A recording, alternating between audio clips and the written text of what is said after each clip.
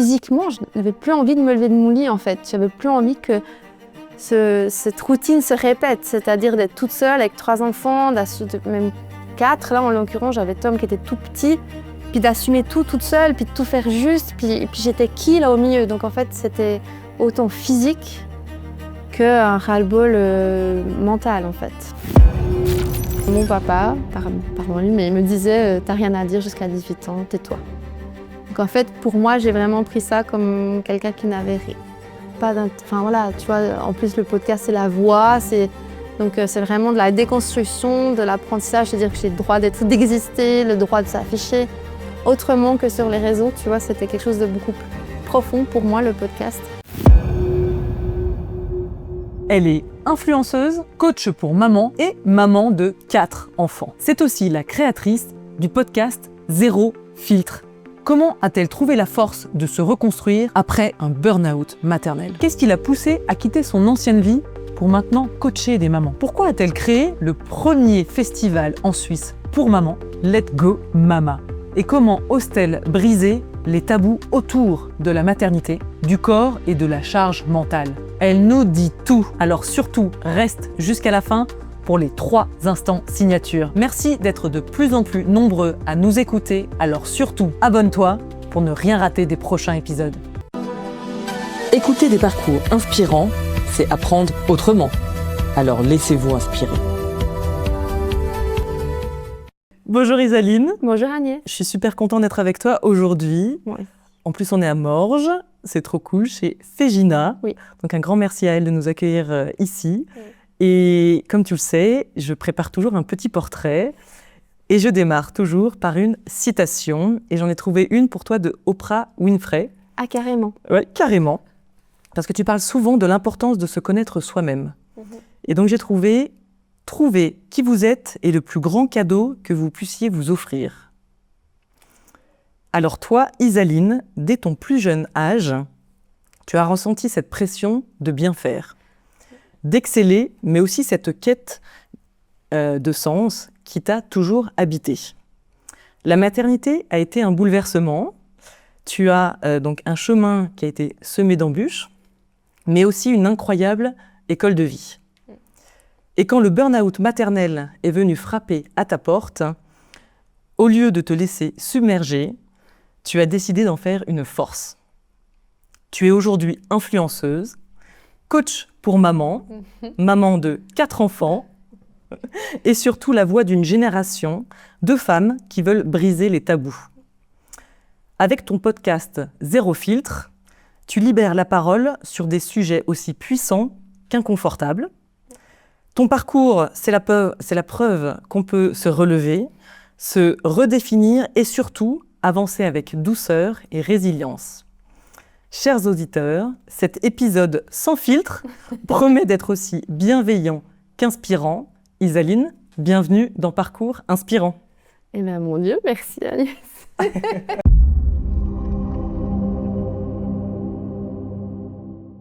Comme tu le sais, le concept de ce podcast, c'est de repartir depuis ton enfance, de remonter le fil du temps et de comprendre un petit peu les clés d'apprentissage que tu as eues. Et donc, j'aimerais que tu nous racontes un petit peu comment tu étais autour des 10 ans.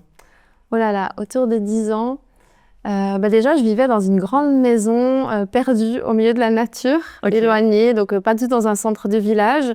Et puis, ce qui a marqué mon enfance, que je dis tout le temps, ce qui m'est resté, c'est d'avoir vécu les 7 premières années de ma vie en Afrique avec mon papa. Et après, on est revenu. Donc, j'ai commencé l'école scolaire avec... ma maman raconte tout le temps que j'allais pieds nus à l'école, d'abord, parce qu'on avait vécu d'abord en Afrique. Et donc, à 10 ans, j'ai gardé, je pense, j'avais envie...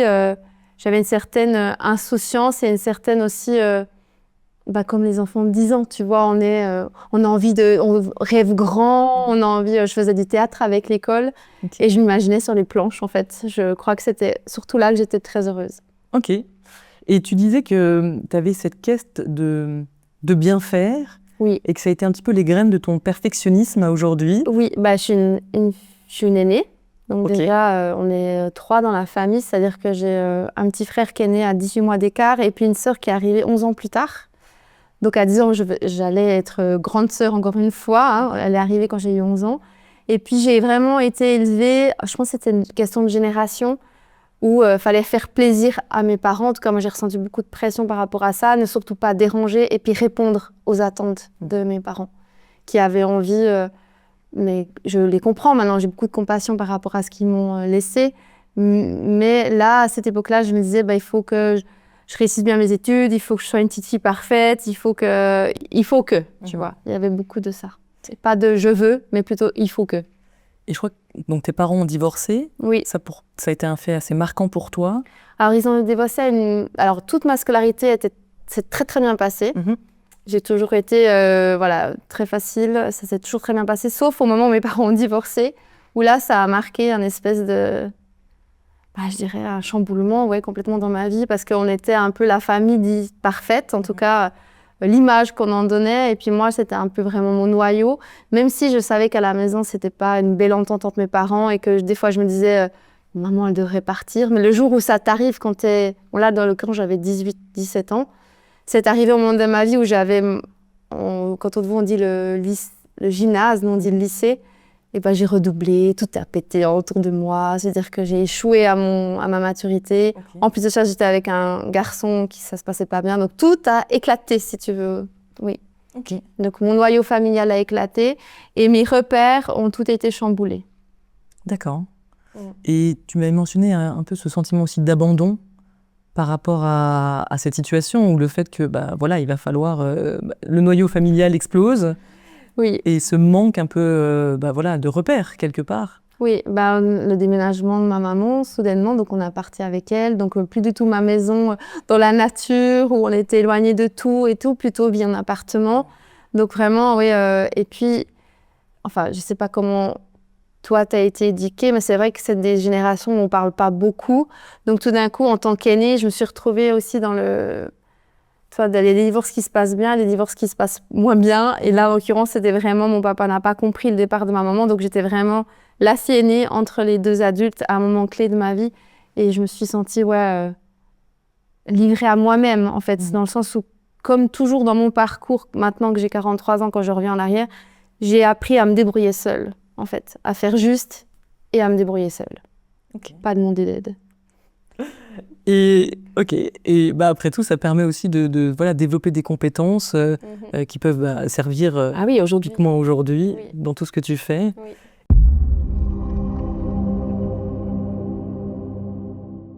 Et donc maintenant, tu es maman de 4 enfants. Oui. Tu as enchaîné pas mal les grossesses, 2009, 2010, 2013, 2015. Alors oui, toutes les une année et demie, 2009, 2011, 2013 et 2015, tout à fait, ouais. Et donc ça a chamboulé ta vie. Oui. Et tu as pris une grande décision, donc tu travaillais dans les ressources humaines. Oui. Et tu as décidé de quitter ce job à l'arrivée de ton 3e. Oui. Quel a été le déclic ? Alors, si tu permets, juste qu'on revienne. D'ailleurs, j'étais une femme qui disait qu'il ne voulait pas d'enfant. Ah, waouh ! Voilà, donc déjà, il y a eu un déclic qui s'est passé au moment de la rencontre de mon mari, où lui, il m'a donné envie. Donc après, on a fait 4 enfants grâce à son implication aussi. Et pourquoi j'ai arrêté de travailler ? En fait, ça s'est passé comme ça, c'est que j'ai eu mes 2 enfants très rapprochés. Et quand j'étais enceinte de mon 3e, j'ai voulu reprendre mon poste. Et là, en l'occurrence, il ne m'offrait pas le même poste que j'avais avant d'arrêter mon congé maternité. Et donc, pour moi, la balance a vite été faite entre revenir pour un poste qui ne m'intéresse pas en termes de compétences, de qualité, de contenu. Et puis surtout, mon taux était rétrogradé. C'est-à-dire, au lieu de travailler à 8 ans, je travaillais à 50. Et après, ce n'est pas vraiment un choix. C'est ça que j'explique aussi dans le cheminement. Je suis très militante pour les rémunérations des mères au foyer, pour qu'on ait un vrai choix aussi conséquent dans nos carrières. Là, à ce moment-là, dans ma vie, ce n'est pas un vrai choix. Parce que dans ma tête, il y a le coût de la crèche pour 3 enfants, il y a mon implication. Et puis, partir pour laisser mes enfants pour un job qui ne me plaît pas vraiment, quand ils sont tous en bas âge, le choix a été vite fait. Donc, je me suis retrouvée, je dis bien, mère au foyer, mais pas par choix, conscient, je veux dire, plus par élimination de possibilités. Et ça, c'est une première aussi...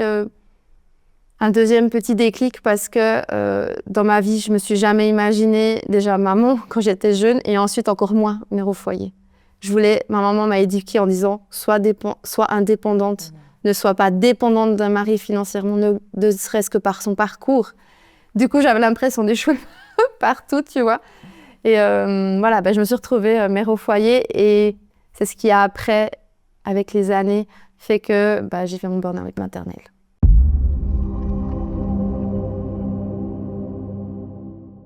Donc en 2016, Oui. tu as donc ce burn-out maternel Oui. qui arrive. Oui. Quels ont été les éléments où tu t'es dit « Waouh, là, ça part mal ». Alors j'ai plongé la tête la première dans l'éducation bienveillante. Ok. Donc vraiment, j'ai lu des livres, il y avait des vraies clés qui m'ont vraiment aidée dans ma maternité. Sauf il y a un matin, je me souviendrai, j'ai mis une gifle à un de mes enfants.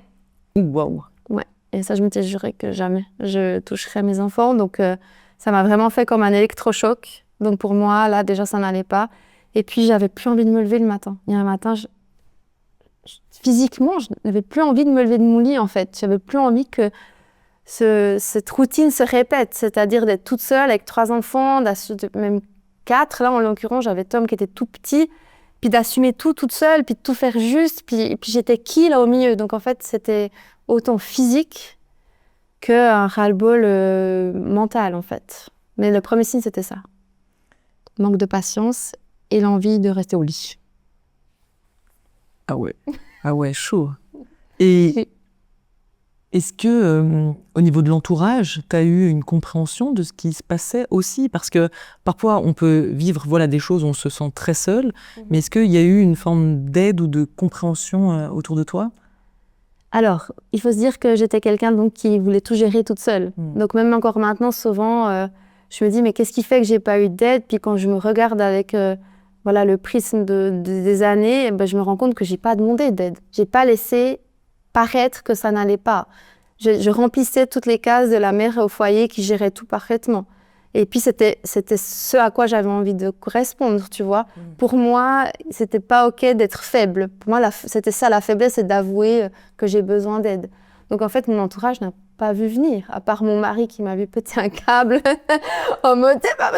Lui, oui, il était là au premier rang. Mais même lui, il a été sûrement surpris parce qu'il y avait beaucoup de disputes. À un moment donné, j'ai dit, même là, il faut que je parte parce que c'est fini. Wow. Et puis dans cette globalité, ce moment-là de vie, on avait perdu ma belle-sœur d'un cancer foudroyé en 1 mois à peine. Et pour moi, ça a été aussi un déclic de me dire, mais la vie, elle peut s'arrêter maintenant.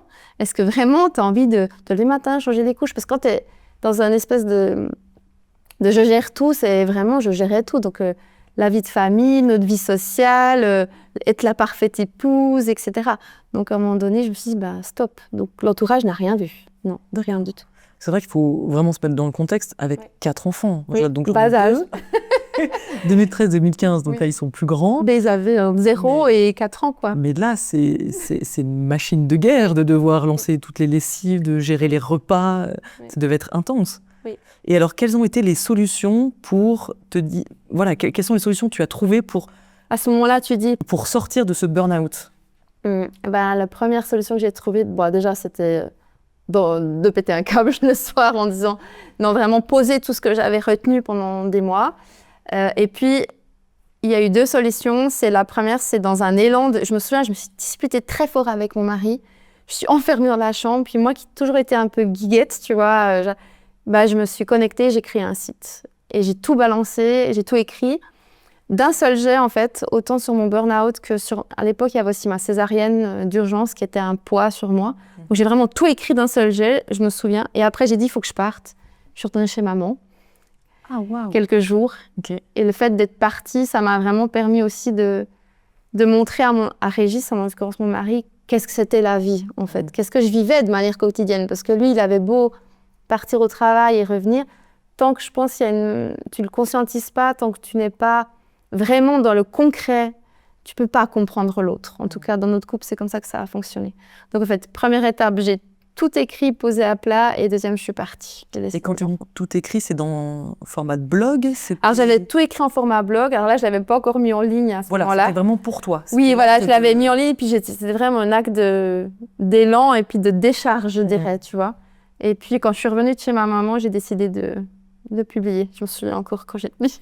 Puis je me suis toute cette pression que je m'étais mise, alors je me dis mais il y a personne qui va le lire. Et en fait, si. Bon. Donc mais c'était voilà. Donc premier acte, décharger, réaliser ce qui était en train de se passer. Oui.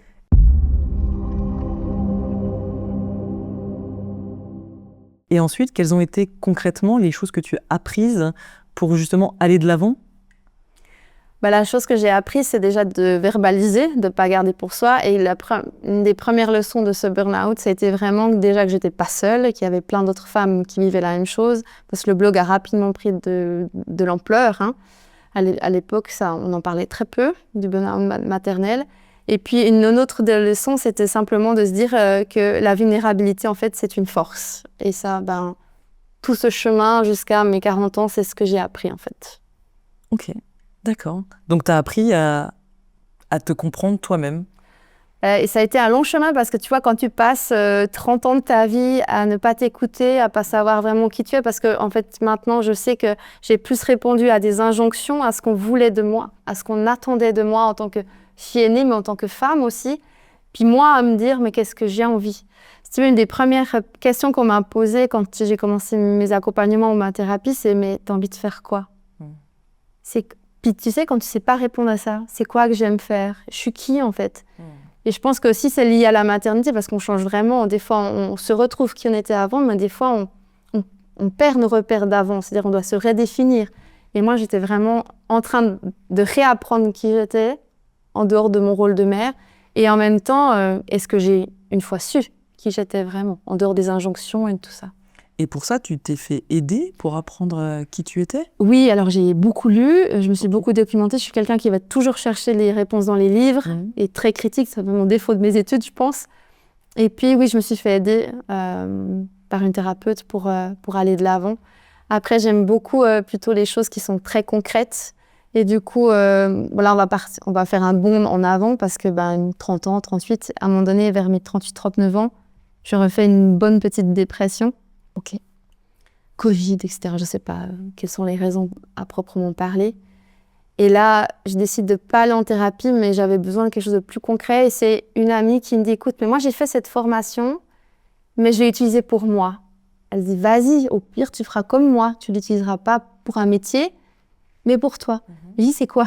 Elle me dit, mais c'est coach holistique, c'est être coach en fait. Alors je m'inscris vraiment en mode, mais qu'est-ce que je vais faire là-bas? Donc, holistique, c'est vraiment une approche globale. C'est-à-dire que ça prend vraiment tout l'être dans sa globalité, mais surtout, par exemple, quand tu vas parler à quelqu'un, il y a des fois des spécialistes qui sont plus spécialisés comme on fait maintenant, c'est-à-dire la parole, plutôt le mental. Donc, on va plutôt discuter de ton problème ou de ton objectif et on va rester dans ce discours-là. Moi, dans ce que j'ai appris, puis dans cette formation, ce que je venais chercher, c'est le fait qu'on ne va pas juste parler, on va aller voir dans ton corps, dans tes émotions, dans le spirituel, dans toute la globalité de ton être, où c'est que ça se situe en fait. Donc ça veut dire pour moi, quand tu as des fois des traumatismes ou des histoires, c'est ancré en toi de manière corporelle. Donc ça, c'est ce qui m'intéressait, d'aller creuser partout dans mon être en fait. Et au niveau des outils, concrètement, est-ce que tu en as quelques-uns qui t'ont le plus impacté à ce moment-là et le plus aidé? Dans la formation? Dans la formation, oui. Oui, moi, il y a les outils, tout ce qui était aller travailler dans le corps, aller voir qu'est-ce qui vraiment résonnait en termes de traumatisme, et puis surtout au niveau des émotions. Il y a des outils que j'utilise maintenant, que je crois profondément en l'accompagnement, comme les résistances, les blocages pour les transformer, tout ce qui est aussi histoire personnelle, moi je crois beaucoup à ça. Ça m'a beaucoup aidé moi, en fait. Ok. Et est-ce qu'il y a des choses où, voilà, j'imagine qu'il y a des mamans qui vont nous écouter et peut-être qui sont passées par le burn-out ou qui sont peut-être encore en train de souffrir, parce que c'est des choses qui sont longues aussi à guérir, parce qu'elles sont longues à s'installer. On ne se rend pas forcément compte et c'est des petites choses, des petits pas qui lentement se sont glissés dans cette zone. Est-ce que tu aurais des conseils qui pourraient aider ces mamans peut-être à faire des petits pas qui les emmèneraient vers ce cercle un peu plus vertueux d'aller un peu mieux? Tu as raison de soulever que c'est long, c'est vrai, parce qu'on a tendance à penser que quand on entreprend quelque chose, ça va aller rapidement. Donc ça, merci de le soulever. Alors des conseils, j'aime pas donner des conseils, mais c'est vrai que s'il y a une habitude à prendre, c'est peut-être... Si moi, je refais un flashback, je me souviens que je m'autorisais même pas à boire mon café chaud, par exemple, tu vois. Parce que j'avais envie de répondre à tous les besoins de mes enfants avant des miens. Donc, je pense qu'une des clés, c'est peut-être se dire, j'aime bien prendre, tu sais, dans les avions, on dit, quand le masque à oxygène il tombe, on ne doit pas donner le masque à oxygène à ses enfants, mais d'abord à soi-même. Parce que sinon, si on le donne d'abord à nos enfants, qui va aider? Après, nous, on va mourir et puis ton enfant est tout seul, en fait. Donc, j'aime bien prendre cette image de d'abord s'autoriser, mais ne serait-ce des fois, je sais que la vie peut être très compliquée en termes de temps quand on est maman et que même des fois, quand on nous dit « va marcher 1 heure », ça peut sembler être impossible. Donc, juste peut-être déjà s'autoriser de boire son café chaud ou son thé et vraiment de faire abstraction de ce moment-là. Parce que c'est vrai que quand on discutait avec mon mari, il me disait d'aller au travail, c'est des vacances, j'ai une vraie pause café, j'ai personne qui me sollicite. Et là, de s'autoriser ces petits moments-là. Et puis, moi, en 7 ans sur les réseaux, j'ai beaucoup eu de discussions et de dialogues avec des femmes qui étaient comme ça, qui étaient en dissonance entre ce qu'elles vivaient et ce qu'elles voulaient vivre, en fait. Et je pense d'avoir cette zone de partage où elles pouvaient aussi déposer des choses en toute bienveillance, je pense que ça, c'est aussi important. Un des conseils, ce serait ça. C'est d'oser dire aussi, je peux plus, en fait, c'est pas possible. De se permettre. Ouais, se permettre d'accepter de l'aide externe. Oui. Puis pas dire, non, c'est bon, ça. Non, mais tu as le droit de vouloir te doucher toute seule, tu as le droit de vouloir partir. C'est difficile. Tu as le droit de dire aussi, je pensais pas que c'était comme ça, en fait. Je pensais y arriver, mais j'y arrive pas. Donc, un des conseils, c'est peut-être juste se dire, si ta meilleure amie, elle était comme ça, qu'est-ce que tu lui conseillerais, tu vois? Des fois, de mettre du recul.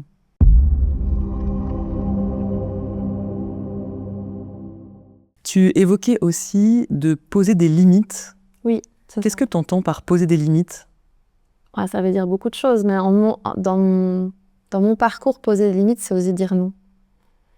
Je l'ai dit au début, j'étais éduquée beaucoup. Enfin, quand j'ai travaillé sur moi, j'ai découvert que j'avais un message contraignant, on appelle ça un driver, qui est le faire plaisir, qui est, pour notre génération, plus de 65% de la population a ce message contraignant. Donc, ça veut dire que dans des situations de stress, tu vas répondre à ça. C'est-à-dire, par exemple, au détriment de te demander qu'est-ce que toi, ça te fait plaisir, tu vas vraiment être dans l'empathie totale de l'autre, dans l'anticipation de ses besoins, puis lui dire qu'est-ce qu'il faut que je fasse pour faire plaisir à l'autre, en fait. Ce driver-là m'a empêché de dire non.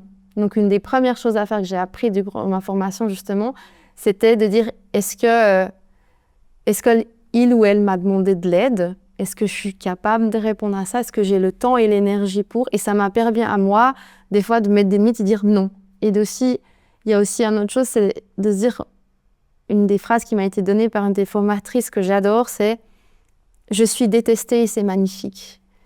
Et ça m'a vraiment permis de dire « Je peux dire non, en fait. Et tant pis si je ne suis pas aimée, tu vois. C'est OK ». Et ça, pour moi, ça a été une des clés. Oser poser des limites, et c'est ce que je travaille beaucoup avec les femmes en accompagnement et en retraite. Ce non-là, dire non, puis pas dire un non dans l'énervement. Parce que le non dans l'énervement, en tant que femme, j'ai la sensation qu'on arrive à le dire facilement, tu vois. Mais un non posé. Non, j'ai pas envie d'aller à cet anniversaire parce que je préfère prendre du temps pour moi. Ça aussi, ça a été une de mes clés, c'est de dire à mon mari, non, je viens pas à la place de jeu. Je les ai déjà eu 5 jours. Alors certes, j'ai manqué des moments de famille, mais non, là, j'ai besoin d'être toute seule. Et non, je ne vais pas aller à cet anniversaire de famille parce que c'est le seul moment où tu es là pour garder les enfants, ou moi, je vais avoir un moment pour moi toute seule. Donc voilà, c'était ça aussi. Poser mes limites, c'est apprendre à dire non pour moi. Ok. Et est-ce que, rétrospectivement, il y a des choses qui auraient pu éviter d'en arriver là et que tu aurais aimé mettre en place plus tôt? Ah oui, alors si on pense à ça, effectivement, le non aurait évité d'arriver là. Cependant, je pars du principe que tout ce qui m'est arrivé fait qu'aujourd'hui, je suis là. Donc, je suis très reconnaissante de tout ça, même si c'était pas agréable, même le divorce de mes parents, même les moments difficiles. Pour moi, c'est ce qui fait qu'aujourd'hui, je suis ici et ce qui se passe autour de moi aujourd'hui dans le festival, que je peut-être parlerai après, fait qui je suis. Donc, en fait, j'ai pas du tout envie de changer l'histoire. Je ferai tout pareil. Tu ferais tout pareil. Ok. Écoute, on est à peu près à la moitié de l'épisode. Et avant qu'on attaque effectivement le festival et ton approche de coach, également que tu fais auprès des mamans, j'aimerais qu'on fasse le jeu de l'entracte. Le principe est simple. Mon invité va piocher 5 cartes. Ce sont 5 questions qui commencent toutes par « la dernière fois que ». Il a bien sûr 3 jokers pour passer s'il veut éviter une question. Prêt ? C'est parti! La dernière fois que j'ai pensé, ce n'est pas une erreur, c'est une leçon. Ah, c'est très bien. C'est exactement ce que je dis tout le temps. La dernière fois, la toute dernière fois, je pense que c'est quand j'ai posé des dates de retraite et que ça ne s'est pas rempli. Tout simplement, j'ai posé des dates de retraite qui étaient dans un week-end où c'était déjà très rempli en fait en termes de vacances scolaires, etc. Et puis que personne n'est venu. Alors au lieu de me martyriser en mode c'est à cause de moi, je ne vaux pas la peine, ce que j'aurais fait il y a 15 ans en arrière, n'est-ce pas? Je me suis dit non, c'est une leçon à prendre en fait. Dans tout ce que j'ai entrepris, j'ai entrepris plusieurs sociétés avant que ça marche. Chaque fois, j'ai tiré des leçons plutôt que de me dire que c'était des erreurs, une catastrophe, un échec. En fait. Ce mot-là, j'essaie de le bannir quand même. Très bien. Allez. Mais décidément, la dernière fois que j'ai pensé, je ne vais jamais y arriver. Ah, quand même. J'ai eu cette petite voix pour le festival, justement. Parce qu'on avait un objectif quand même vraiment conséquent. Et de par mon parcours, où justement, quand même, tu te rappelles, quand tu te reprends, qu'il y a toujours la possibilité il y a une infime possibilité que ça ne fonctionne pas. Voilà.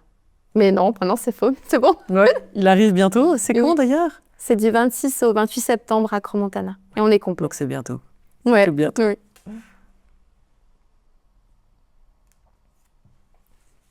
La dernière fois que j'ai suivi un conseil, c'est il y a très longtemps. Non, en formation, je pense. Mais c'est pas tellement un conseil, c'est cette phrase qu'elle m'a dite. Je suis détestée et c'est magnifique. Très bien.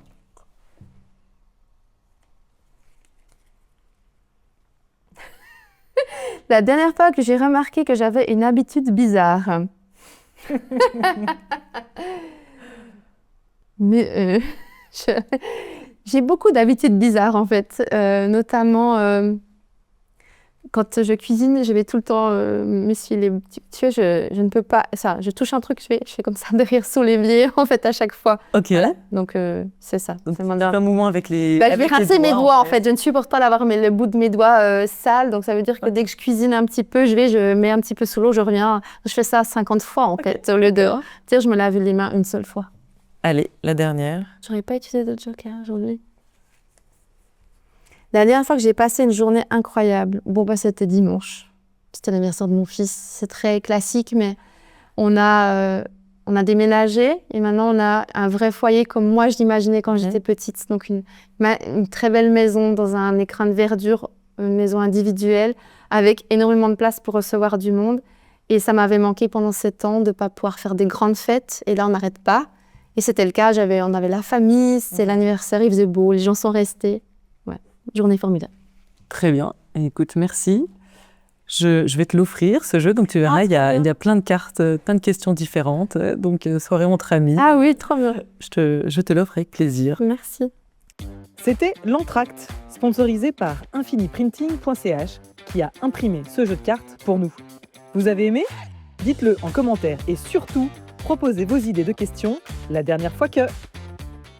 Je propose qu'on attaque la partie coach pour maman et que tu m'expliques un petit peu en quoi ça consiste de coacher des mamans. Alors, je coach d'autres personnes, mais effectivement, je me suis spécialisée pour les femmes qui étaient devenues mères, simplement par écho pour mon parcours. Et en quoi ça consiste? Ça consiste à les reconnecter à qui elles sont. Et je dis reconnecter, mais des fois, on peut enlever le re et connecter à qui elles sont, en fait. J'aime bien dire que moi, mon étincelle s'était éteinte et qu'on essaye de la rallumer. Ok. Voilà en quoi ça consiste.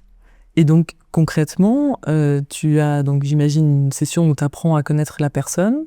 Il y a des sessions de groupe. Alors, concrètement, j'ai soit des accompagnements en individuel, où là, ça peut aller, en principe, en 9 séances. On se voit tous les 3 semaines. On avance déjà très bien sur un objectif. Et puis... je suis très animée par les groupes. Je trouve que vraiment, déjà, le groupe, quand il se constitue pour des raisons qui sont incontrôlées par l'être humain mental, en tout cas.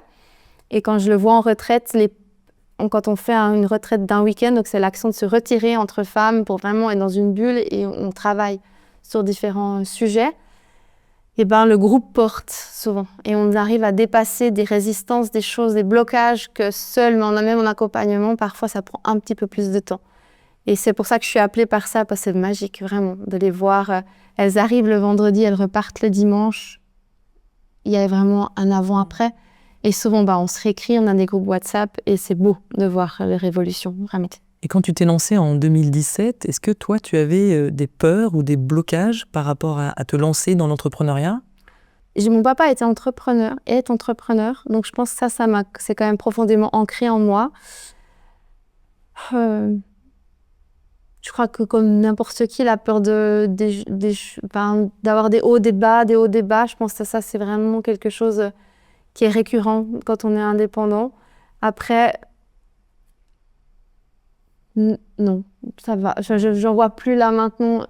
Au tout début, quand j'ai cliqué sur le blog, publié, j'avais la peur du qu'en dira-t-on, du jugement, du regard de l'autre en fait. Et ça, c'est vraiment ce que j'ai appris à déconstruire et à m'affranchir avec les années.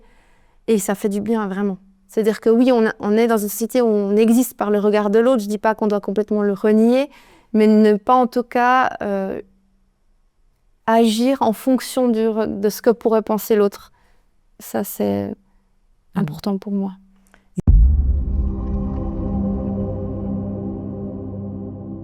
Est-ce que tu as eu à relever des défis particuliers dans cette création d'entreprise et de là où tu voulais en venir ? Est-ce que il y a eu des défis que tu as relevés et qui n'étaient pas faciles ? De faire sa place quand on passe déjà de maman à influenceuse, ça c'était le premier défi, si on parle déjà de cette première casquette, c'est faire sa place dans un monde en Suisse où à l'époque c'était pas du tout connu, le marketing digital. Je me souviens beaucoup de gens qui me disaient mais pourquoi tu fais ça? Mais c'est ridicule. C'est vraiment en mode ça pauvre, c'est pas un job. Oui, c'est ça, c'est pas un job que tu vas te faire payer pour ça. Et puis après, c'est intéressant de constater que je me suis mise dans un autre rôle de coach qui est aussi très décrié sur les réseaux. Et d'ailleurs, j'ai eu beaucoup de peine avec cette étiquette aussi, parce que pour moi, ça veut tout et rien dire à la fois. Et donc, oui, ça a été mes défis de prendre ma place en tant qu'influenceuse et que coach et d'être légitime, tu vois, de pas toujours avoir ce syndrome de l'imposteur qui vient me taper derrière l'épaule et me dire mais personne, ça n'intéresse personne ce que tu fais. Même toi, là, tu vois, avant le podcast, je me suis dit, j'ai écouté tous les parcours inspirants, je me suis dit, OK, qu'est-ce que je viens faire là-dedans, en fait? Et ça, c'est mon premier défi. Est-ce que tu te souviens d'obstacles concrets à l'établissement tout simplement de ta mission aussi, de pouvoir y dire, OK, ma mission, c'est ça, je veux amener ça, et comment j'articule ce service que j'ai envie de proposer. Je crois que c'est quotidien, les obstacles, dans le sens où je suis quelqu'un qui me se remet beaucoup en question et qui se pose beaucoup d'interrogations par rapport à ça, et qui bouge. Donc, je pense que les obstacles, c'est moi-même, vraiment. Je pense qu'on est notre pire ennemi aussi des fois. Ça veut dire que donc, ouais, mon principal obstacle, ça a été ça. Et puis après, les autres, je ne les vois pas vraiment comme des obstacles parce que ma famille, ce n'est pas un obstacle pour moi. Ça, j'ai appris aussi que quand je vais dire une phrase un petit peu quand on veut, on peut. Mais en fait, c'est vrai. Quand je disais au début, je me souviens de mon activité, je peux pas, j'ai les enfants, j'ai pas de temps et tout. Mais en fait, le temps, quand même, le temps, il se trouve. La loi de Parkinson, c'est quand on est très concentré, on arrive à faire tout à coup, tout plein de choses parce qu'on a très peu de temps imparti. Et ben là, du coup, c'est ça. C'était se rendre compte que mon obstacle premier dans ma réussite ou dans ce que j'entreprends, en tout cas, c'était moi-même. Et ça, c'est de travailler sur soi et d'en prendre conscience, fait qu'après, tout le reste, bien sûr, on peut avoir des obstacles concrets en termes de finances, en termes de lieux, tu vois, aussi de connaissances informatiques. Mais je pense tout ça, pour moi, tout s'apprend ou alors on s'entoure, tu vois. Donc, c'est pas un vrai obstacle, je dirais. Est-ce que tu as une maman qui t'a particulièrement touchée ou émue, une histoire d'accompagnement, là, comme ça, qui te vient en tête ? Elles sont toutes hyper touchantes, mais Il y en a une en particulier. Il y en a une en particulier, oui. Alors, vraiment, comme je dis, elles sont toutes à leur hauteur touchante parce qu'il y a vraiment un avant-après. Mais il y en a une que je me souviens là, que j'avais vue en accompagnement, d'abord en individuel, qui était quand même très renfermée sur elle, qui était très... Elle va se reconnaître si je dis son prénom. Donc, elle s'était illustrée dans une cage. Oh, wow. Quand je lui mettais sa situation actuelle. Et puis, elle est venue donc en accompagnement. Puis, au fil du temps, elle m'a dit vouloir venir en retraite. Et pendant la retraite, il y a eu un avant-après. Et aujourd'hui, elle est sur les réseaux, elle s'affiche. Elle n'est plus du tout dans une cage, en fait. Elle brille pour moi. C'est vraiment quelqu'un qui s'est trouvé. En tout cas, je ne dis pas que pour moi, c'est important qu'elle s'affiche. Ce qui est important, c'est que vraiment, il y a une identité qui s'est trouvée en très peu de temps.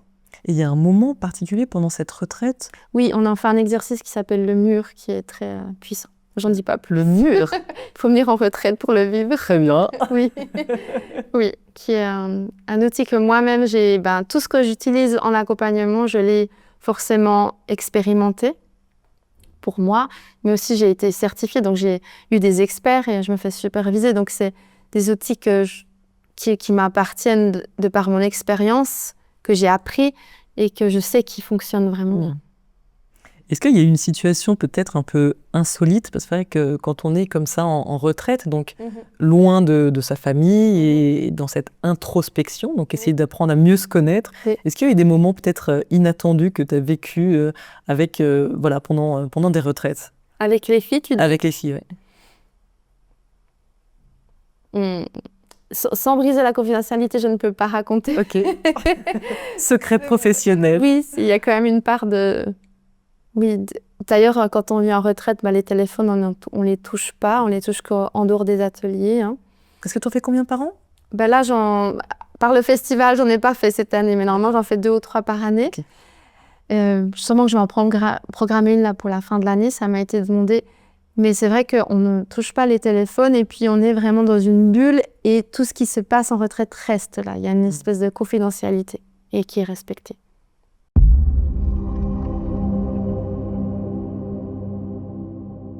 En 2021, tu pars dans un projet qui touche plutôt la peau, la beauté. Est-ce que tu peux nous raconter un petit peu ce qui s'est passé? Tu veux qu'on parle d'Holy-Skins? Oui. En fait, Holy-Skins, c'est une de mes entreprises qui est une leçon plutôt qu'un échec, justement. Okay. J'ai de la rosacée qui s'est développée suite à l'accouchement après ectome. On dit qu'au niveau des hormones, ça s'est rebrassé, à mon avis. Donc, c'est un souci de peau? Oui, complètement. C'est pas comme la coupe rose, mais c'est quelque chose de plus léger. Et puis, c'est une maladie qui est évolutive, qui a plusieurs stades. Et moi, quand j'étais après l'accouchement de Tom, j'étais au stade 2, voire presque 3. C'était vraiment boursouflé, c'était acnéique, une catastrophe, j'arrivais plus rien à maquiller. Et puis, le visage, c'est quand même la première chose que tu vois. Donc, bref, j'ai vraiment essayé de trouver toutes les solutions possibles. Donc, dermatologue, j'ai mis des antibiotiques, ça n'a pas marché. Ça soignait, je dirais, l'apparence, mais pas la cause, en fait. Donc, je me suis beaucoup documentée. Et à un moment donné, dans ma vie, j'ai rencontré une femme qui s'appelle Géraldine, qui, elle, était active dans tout ce qui est produits naturels. Donc déjà, ça m'a beaucoup aidé, ces produits, pour venir à bout de ma rosacée. Et après, j'ai fait des traitements beaucoup plus conséquents, le laser, etc., pour pouvoir tout lisser. Et puis, quand j'ai fini tout cet apprentissage autour de la maladie, j'ai voulu vraiment montrer qu'on avait aussi besoin de soigner tout ce qui est intérieur pour cette maladie, aussi mentale, mais aussi tout ce qu'il y a dans l'intestin. D'où l'idée de faire des compléments alimentaires. Et du coup, on s'est lancé avec Géraldine. On voulait un produit complètement suisse, avec un micronutritionniste suisse qui nous a développé 3 formules. Voilà. Trop bien. Ouais, c'était une... Donc, en fait, d'un problème physique, oui. T'en as créé un produit, donc une solution pour plein d'autres femmes. Exactement. Énorme. Oui, et Géraldine avait l'acné adulte, donc elle a fait pareil pour l'acné. Ok. Donc vraiment, on a fait 3 formules et c'était des formules faites sur mesure. Donc cette aventure-là était incroyable parce que comme tu dis, on est parti d'une idée autour d'un café à se retrouver au laboratoire, à imaginer nos formules. Moi, je savais que le zinc, etc., il y avait certaines molécules qui marchaient bien. Donc le micronutritionniste nous a vraiment accompagnés pour créer quelque chose d'inédit. Et puis après, on s'est lancé dans des tests et on a commercialisé, et voilà. Et là, maintenant, ça s'arrête. Et pourquoi ça s'arrête? Parce que sur le marché du complément alimentaire, il y a déjà beaucoup de formules. Et nous, on a proposé des formules qui étaient sous forme de gélules. Je pense dans une économie maintenant où les compléments alimentaires, c'est plutôt les gummies. Je ne sais pas si tu as déjà entendu parler. Comme des petits bonbons. Voilà, exactement. Et puis, il faut dire que Géraldine a son activité à côté. Moi, j'ai mon activité à côté de mes enfants et qu'il fallait, je pense, en termes de temps et d'investissement, beaucoup, il aurait fallu vraiment se consacrer à part entière au développement d'Holiskin, ce qu'on n'a pas fait. Puis vraiment, pour faire sa place dans le complément alimentaire, voilà. Nous, on a des leçons. On a monté une entreprise incroyable et voilà, maintenant ça s'arrête, mais c'est tout OK. Ouais, c'est une chouette aventure. Oui, complètement.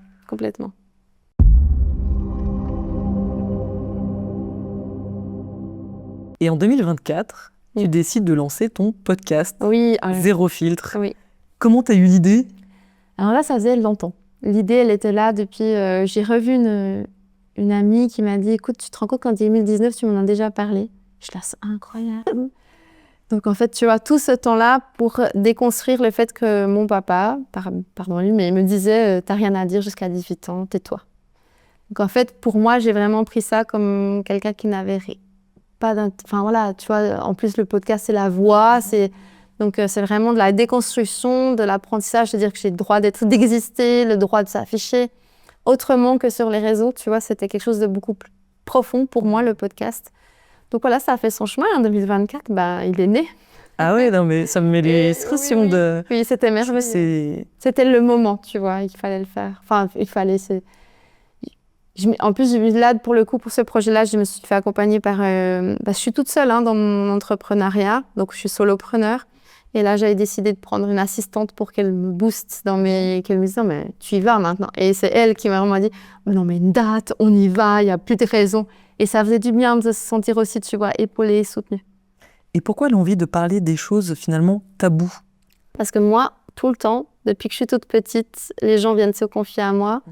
J'ai jamais eu vraiment de tabou, moi. Je suis quelqu'un qui peut parler de tout avec tout le monde et de manière très aisée. Et du coup, voilà, c'est venu naturellement. Et ça me tenait à cœur aussi que ça soit une place réservée aux femmes pour qu'elles prennent leur place dans le domaine public, en fait, et qu'elles aient un temps qui leur soit illimité pour parler de quelque chose qui leur tient à cœur. Et pour toi, il y a un tabou plus grand que d'autres? Est-ce qu'il y a des thèmes que t'aimerais, que tu as abordés ou que tu aimerais aborder qui te parlent plus que d'autres? Quand tu as lancé quand tu as eu cette idée-là, tu t'es dit, OK, je veux absolument qu'on parle de ça.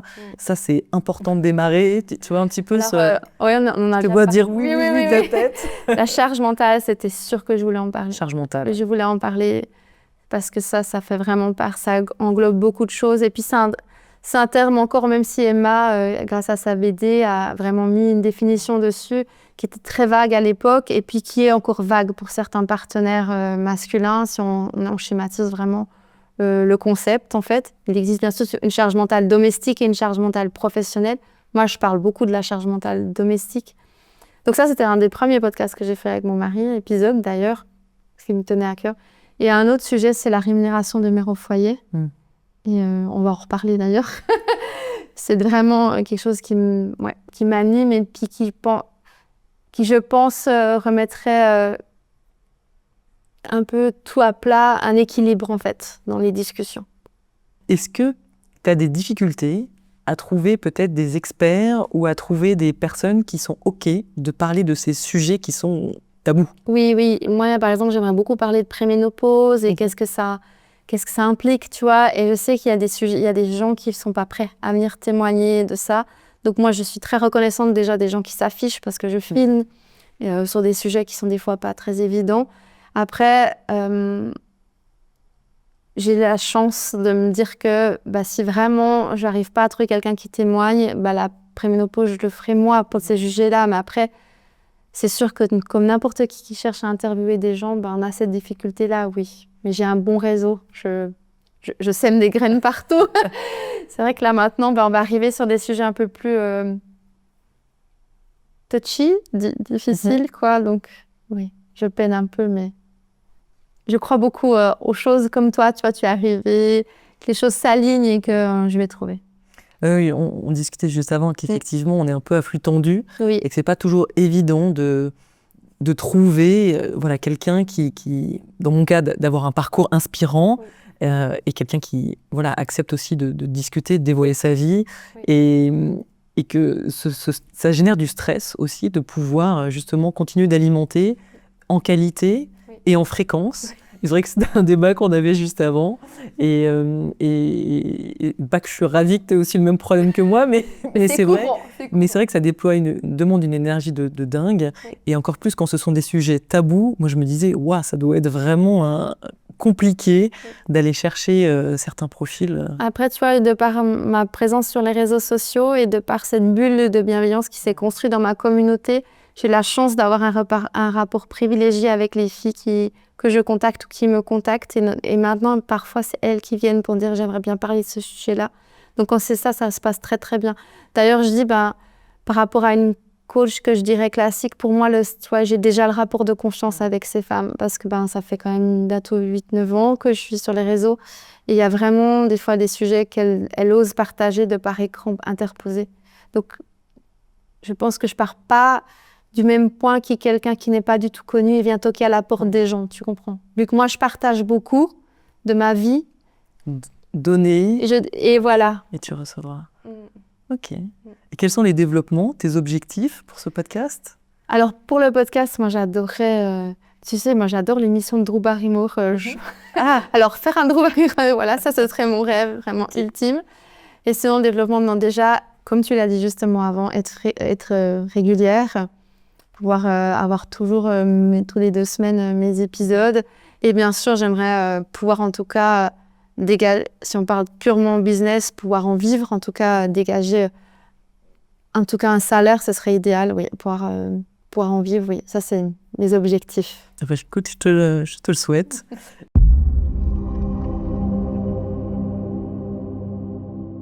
J'aimerais qu'on garde quelques minutes sur le Let Go Mama. Oui.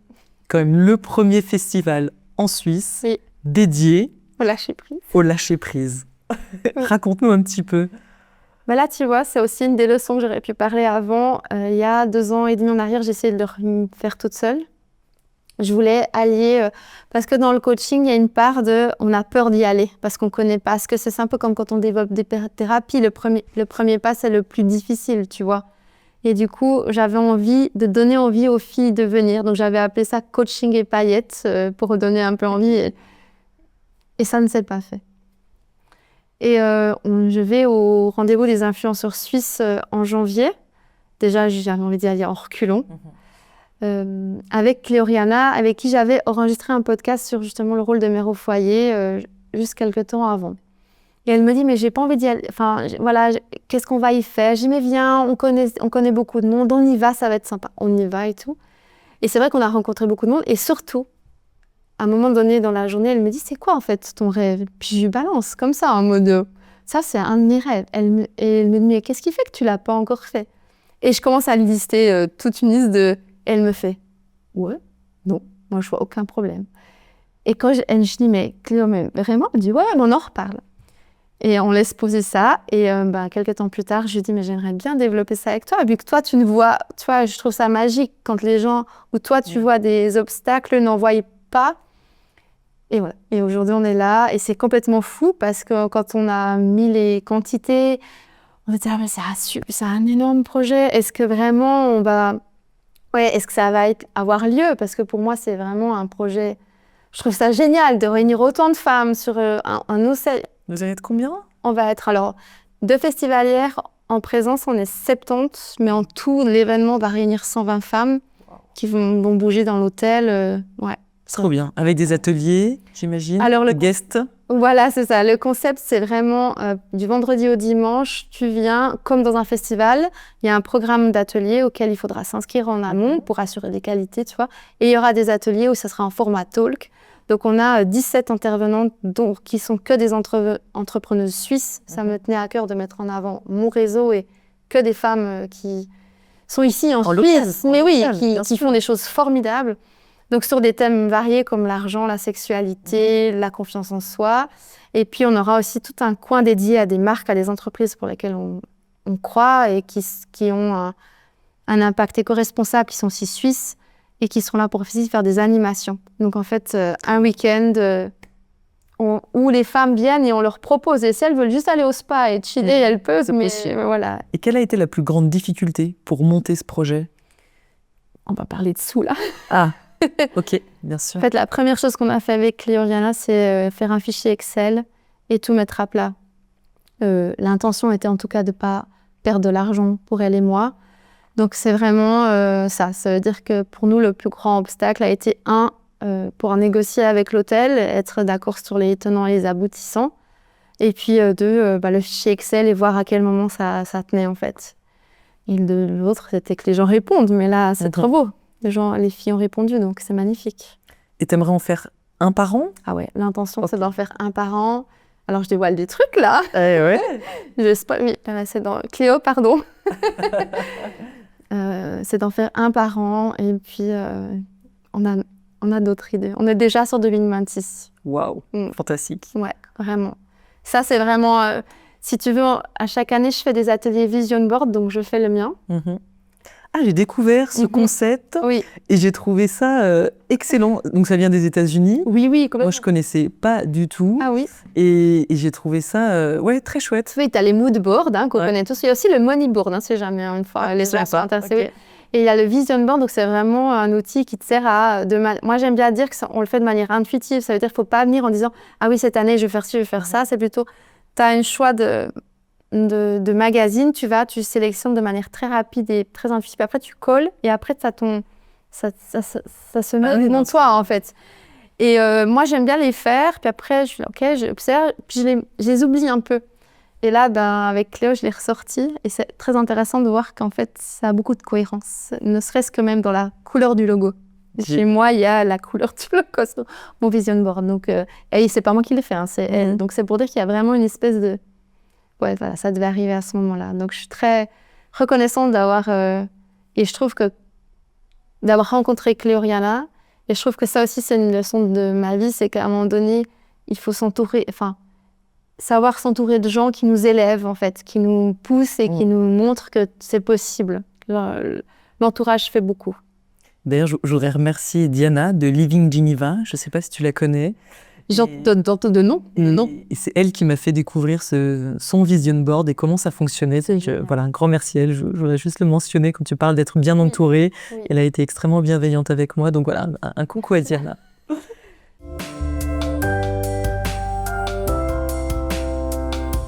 Écoute, on touche à la fin de l'épisode. Il reste les 3 instants signature. Et je sais que tu as hâte. Oui, elle est là. Fais voir. La baguette magique. La baguette magique. Ah ouais. À partir de maintenant, tu as un vœu. Tout est possible. Tu peux changer quelque chose dans le passé, dans le présent ou dans le futur. Tu en fais quoi? Mais je change rien, comme je te dis avant. Je change rien avec ma baguette magique. Je crois juste que je fige le temps. Et moi, je m'active à côté. Si je peux, j'aimerais bien pouvoir donner ce pouvoir à toutes les femmes, mamans qui en ont besoin de plus longues journées pour faire des choses pour elles, en fait. Donc, je crois que c'est ça. Je m'octroie le temps de pouvoir figer le temps, ne serait-ce que, tu sais, actuellement, mes enfants ils arrivent à des âges, je me dis, mais comment c'est possible qu'une fois, ils avaient 2 ans, 4 ans, toi, 12, 15, bientôt 16. Et des fois, j'aimerais juste figer le temps et, tu vois, juste être là et profiter. Très bien. Voilà. Merci. On va attaquer donc le 2e instant signature. C'est l'instant tac au tac. Ah oui, mon Dieu. Et donc, j'ai cette petite sonnette que je vais mettre là sur mon genou. Et donc, c'est une dizaine de questions qui vont s'enchaîner. Il faut y répondre assez rapidement. Tu es prête? Oui. Quelle est ta citation que tu te répètes un peu tous les jours? Eh bien, c'est « Je suis détestée et c'est magnifique ». Je pense pas que tu sois très détestée, mais très bien. Mais tu vois, ça te permet de dire que tu fais ce que tu as envie, peu importe ce que les gens pensent. Si tu avais un mot pour décrire ton parcours, ce serait lequel? Rebondissement. Est-ce qu'il y a une chose que les gens ne savent pas sur toi et qui est assez surprenant? Je veux dire ça, c'est la chose qui me vient à travers les... je sais pas si c'est assez surprenant, mais je ne peux pas m'endormir sans mettre mes pieds entre les jambes de mon mari. Donc je vais coincer mes pieds gelés dans ses jambes. Voilà, c'est la première chose qui me vient. Je pense qu'il y en a d'autres. Mon mari va me dire, mais il y a d'autres choses sur toi. Mais voilà. Quelle est la plus grande leçon de vie que tu as apprise? Ah, waouh. Ouais. La plus grande, c'est là que je vais... La plus grande, c'est de... Agis, vas-y, en fait. Ça veut dire que ne reste pas dans tes... il faut faire... Dans tes rêves, dans tes pensées. Mets-toi en action, fais-le, en fait. Même si c'est imparfait, même si c'est pas comme tu veux, fais-le. La vie est imparfaite, le monde est imparfait, les gens sont imparfaits, en fait. Donc, après, ça sera toujours le temps de se dire, de tirer des leçons de ce qu'on a fait. Mais c'est fait, c'est ancré. Ouais. Quel est ton plus grand coup de bol? Mon plus grand coup de bol? Mais j'en ai tous les jours, franchement. Mon plus grand... J'ai envie de dire mon mari. Alors, la prochaine question... Alors, attends. La prochaine question, c'était quelle est ta plus belle rencontre? Tu vois, oui, j'aurais pu dire aussi mon mari. Mais j'ai plein de gens qui me viennent en tête maintenant quand tu m'as dit ma plus belle rencontre. Ma vie est faite de rencontres, en fait, qui jalonnent ma vie. Mes enfants m'ont révélé à moi-même. Je crois que c'est mes plus belles rencontres. C'est eux qui ont appuyé des hauts boutons que je n'avais pas envie d'appuyer. Est-ce qu'il y a une personne qui t'a particulièrement inspirée dans ta vie? Là, c'est ma maman, ouais. Non, autant de manière, je dirais... positif ou négatif, mais j'entends oui. Je pense qu'elle m'a donné la force d'oser être. Et puis, quand maintenant j'ai son âge, 43 ans, que je suis devenue mère à mon tour, il y a plein de choses, tu sais, qui se débloquent. Je l'ai haï pendant mon adolescence, vraiment. Ah oui? Ouais, je pense qu'on n'était pas des... On n'avait pas une grande... Elle va nous écouter. Je pense qu'on n'avait pas une grande complicité comme je pouvais constater chez mes copines avec leur maman. Et puis pourtant, aujourd'hui, même si des fois elle m'énerve encore, bien sûr, je pense que c'est comme ça. Je pense qu'elle m'a donné ce qui fait que je suis aujourd'hui et que c'est un modèle pour moi de résilience. Elle a quitté son mari alors qu'elle avait 3 enfants, elle n'avait rien, elle nous a fait vivre. Enfin, tu vois, elle est combattante, elle est féminine, elle est féministe. Et c'est mes valeurs. Écoute, on a terminé le 2e instant. Il reste le 3e instant, la fameuse minute inspirante. Ah oui, oh mon Dieu, c'est celle que je n'ai pas préparée. Donc je vais lancer un minuteur. Oula. Et tu as maximum 1 minute. Et alors tu verras, j'ai changé, il y a un vrai gros dong à la fin. Ok. C'est parti. Donc je dis ce que je veux pendant 1 minute. C'est ce que tu veux. Mais en fait, je crois que ce que j'ai envie de dire, c'est vraiment se agir à la place de rester dans ses pensées, en fait, c'est de passer à l'action. Moi, c'est vraiment quelque chose que j'ai constaté. Ce qui te différencie, je pense, de beaucoup de gens de la population qui rêvent, leur vie, en fait. C'est de se dire à un moment donné, c'est quoi le risque que j'ai à oser, à faire ce premier pas, à y aller, en fait. Et puis, pour moi, ça a été vraiment salvateur de se dire, je fais, j'ancre, je me mets en action, et après, j'en tire ce qu'il faut. De ne pas rester dans l'inaction, voilà. Comme je l'ai dit avant. Moi, je me répète, tu vois, je suis plus succincte. Non, fantastique. Agir. Agir, au lieu de toujours... comme on est j'imagine un hamster dans sa roue qui tourne. Et pour moi, vraiment, ce qui nous différencie et ce qui fait que les choses se passent, c'est agir, verbaliser, oser, quoi. Isaline, merci beaucoup. Merci. Merci pour notre échange. Merci pour ton partage. Et j'invite nos auditeurs à réagir sur ton parcours, s'il y a des choses qui les ont touchés ou que ça a résonné avec leur parcours. Merci beaucoup. Merci Agnès pour cette invitation. Merci pour ce concept qui est formidable et je sais à quel point il y a beaucoup de travail derrière. Et je serais ravie de t'accueillir chez moi. Avec plaisir. Si tu es encore là, c'est que cet épisode t'a plu. Alors pourquoi ne pas le faire savoir? Maintenant, les algorithmes décident de tout. Alors montrons-leur que ce podcast mérite d'être vu et écouté. Et il y a 2 choses qui fonctionnent. 1, abonne-toi. Et 2, partage cet épisode. Juste avec une personne. Chaque semaine, il y a un nouvel épisode, donc une nouvelle dose d'inspiration. Parce qu'une histoire partagée, c'est une inspiration qui voyage. Vous êtes de plus en plus nombreux à écouter ce podcast, alors merci. Maintenant, tu fais partie de cette aventure, alors fais-le savoir.